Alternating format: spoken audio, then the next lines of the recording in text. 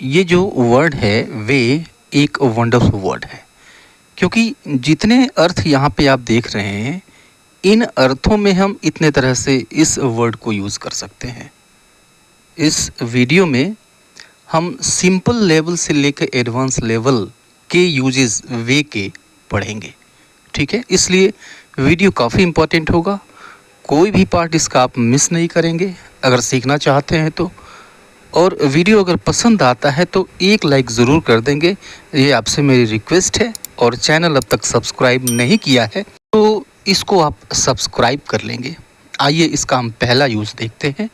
पहला जो अर्थ है, आप जानते हैं पहला अर्थ इसका होता है रास्ता, मीन्स पाथ, ठीक है। जैसे एक बूढ़े व्यक्ति ने मुझे स्टेशन का रास्ता बताया, ठीक है। तो स्टेशन का रास्ता means the way to station, right.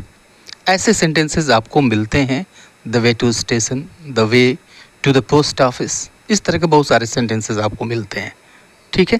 तो एक बूढ़े व्यक्ति ने मुझे स्टेशन का रास्ता बताया, it means an old man told me the way to the station, ठीक है।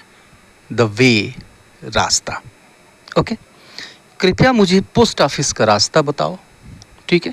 उसी अर्थ में, रास्ते के अर्थ में, तो आप इसे इंग्लिश में कहते हैं please tell me the way to the post office, okay. Clear है, पहला अर्थ था। दूसरा अर्थ देखिए, दूसरा अर्थ है तरीका, मीन्स मैनर, ओके, मेथड। जैसे क्या इस प्रश्न को हल करने का कोई तरीका है, ठीक है। क्या चीज़ है भाई? तरीका है, ओके। तो यह जो तरीका है, तरीके के लिए हम वे को यूज़ करते हैं, ठीक है। जैसे क्या इस प्रश्न को हल करने का कोई तरीका है, तो is there a way to solve this question, is there a way to solve this question. दूसरा एग्जाम्पल देखिए कि इसको इस्तेमाल करने का तरीका क्या है, ठीक है। क्या चीज़ है भाई? तरीका क्या है? What is the way to use this? What is the way to use this? ठीक है, दूसरा अर्थ था, राइट। तीसरा अर्थ देखते हैं।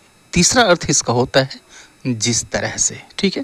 तो एक तरह से यह भी तरीका ही है, ठीक है। कहने का तरीका जो है वो अलग है, कहने के लिए जो शब्द यहाँ पे हमने इस्तेमाल किया सिर्फ वो अलग है। यहाँ पर भी इसका अर्थ तरीका ही है। आइए एग्जाम्पल देखिए और इसको अच्छी तरह से समझिए कि जिस तरह तुम चलती हो मुझे पसंद है, ठीक है। इंग्लिश में कहेंगे इसको आई लाइक, यानी मुझे पसंद है। I like the way you walk, ठीक है। I like the way you walk. तो the way you walk means जिस तरह से तुम चलती हो, द वे, जिस तरह से उसने मामले को हैंडल किया, सब ने उसकी तारीफ की, राइट। तो अब देखिए, everyone appreciated him the way he handled the matter, ठीक है। तो एवरीवन एप्रिसिएटेड हिम, सब ने उसकी तारीफ की, हर एक ने उसकी तारीफ की। The way he handled the matter, यानी जिस तरह से उसने मामले को हैंडल किया, the way he handled, right. उसने हैंडल किया, जिस तरह से उसने हैंडल किया, ठीक है। आइए अगला अर्थ देखते हैं। अगला अर्थ यह ब्लैंक है, मीन्स यहाँ पर कोई अर्थ नहीं देता है, लेकिन यहाँ पे यूज़ करना ज़रूरी है, ठीक है। जैसे आपको अगर ये कहना हो कि अखबार सीधी कर लो, ठीक है, राइट। तो अखबार किसी ने उल्टा पकड़ा हुआ है और फिर आपने उल्टा पकड़ा हुआ देख करके उससे कहा कि अखबार सीधी कर लो। इसका मतलब ये है कि उसने उल्टा पकड़ रखा है, नीचे वाला हिस्सा ऊपर है और ऊपर वाला हिस्सा नीचे है। तो आप क्या कहते हैं? Turn the newspaper right side up, ठीक है। तो ये सिंपल वे है कहने का, सिंपल तरीका है कहने का। अब देखिए इसी को कहने के लिए हम वे को कैसे यूज़ करेंगे। इसको हम वे को यूज़ करने के लिए कहेंगे turn the newspaper right way up, turn the newspaper right way up, यानी जो सही वे है उस सही वे को आप कर लो, राइट। एक दूसरा एग्जाम्पल देखिए कि तुमने कमीज़ उल्टा पहना है, राइट। तो सिंपली इस चीज़ को हम कहने के लिए क्या कहते हैं? You are wearing the shirt inside out, ठीक है। इनसाइड आउट, मान लो जो अंदर वाला हिस्सा है वो बाहर है, मतलब आपने उल्टा पहना है, ठीक है। अब देखिए वे को कैसे इसमें यूज़ करेंगे। वे को यूज़ करने के लिए कहेंगे क्या कि you are wearing the shirt wrong way out, ठीक है। तो रॉन्ग वे आउट यानी जो तरीका है वो रॉन्ग वे आउट है, ठीक है। रॉन्ग वे आउट है, रॉन्ग वे वाला आउट है मतलब बाहर की तरफ है, यानी उल्टा है, ठीक है, राइट। अब देखिए इसका जो एक दूसरा अर्थ होता है, अगला अर्थ होता है, वो होता है कैसे न कैसे, ठीक है।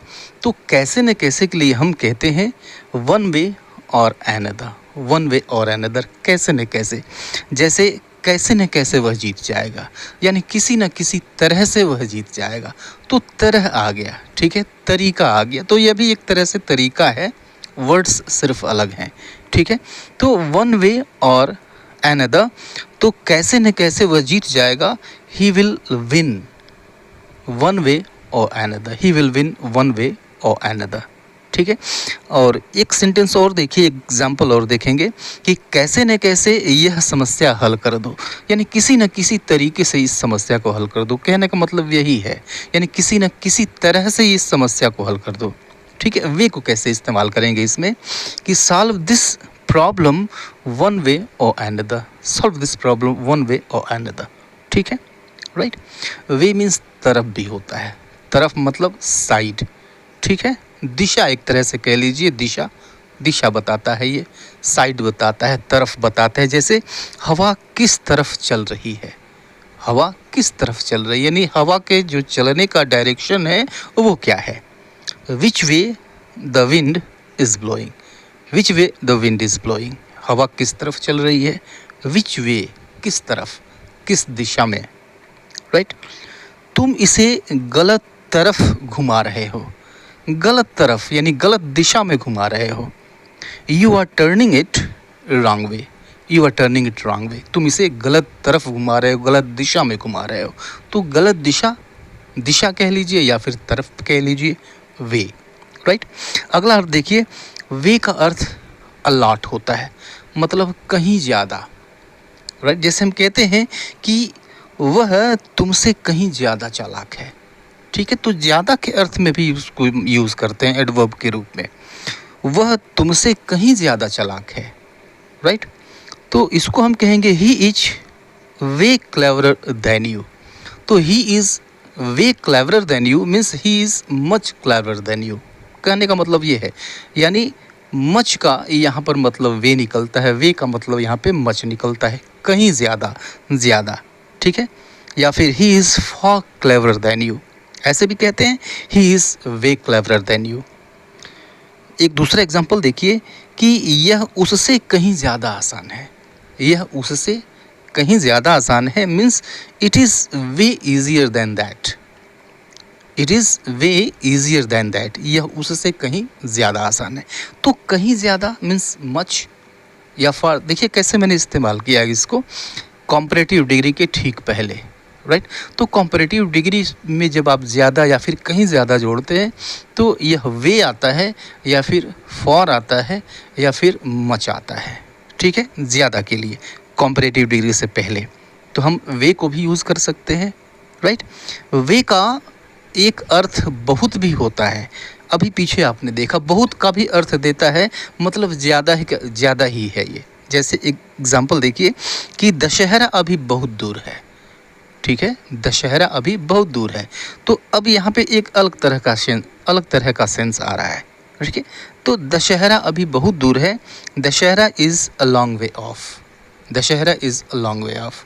तो ज़्यादा दूर है, बहुत दूर है, तो यहाँ पे इसका मतलब ज़्यादा ही है, ठीक है, जैसा कि पीछे हमने देखा इन दो ऊपर वाले सेंटेंसेस में हम देख रहे हैं, ठीक है। अब देखिए कि बहुत बार आपने देखा होगा कि कहीं पर इन द वे आ जाता है, कहीं पर ऑन द वे आ जाता है, ठीक है। लेकिन इन दोनों में फ़र्क है, ऐसा नहीं कि किसी की जगह कोई भी हम यूज़ कर लें, नहीं, इन दोनों का मतलब अलग अलग है, ठीक है। इन द वे मतलब रास्ते में, ऑन द वे मतलब रास्ते में। लेकिन इन द वे का मतलब है कि अगर रास्ते में कोई चीज़ है, ठीक है, लेकिन अगर उससे आपको बाधा पहुंच रही है एक बाधा के रूप में है, तब तो हम इन द वे को यूज़ करते हैं, ठीक है। और ऑन द वे को कब यूज़ करेंगे, इसका भी अर्थ रास्ते में होता है। ऑन द वे को हम यूज़ तब करते हैं जब कोई आप यात्रा कर रहे हो, कहीं पर जा रहे हो और आपकी यात्रा पूरी नहीं है, आप बीच में हैं, मतलब ऑन द वे हैं, रास्ते में हैं। जैसे एग्जांपल से यह और ज़्यादा क्लियर होगा कि मैं रास्ते में हूँ, ठीक है। मैं रास्ते में हूँ मतलब आप कहीं पर जा रहे हैं, कहीं जा रहे हैं, ठीक है।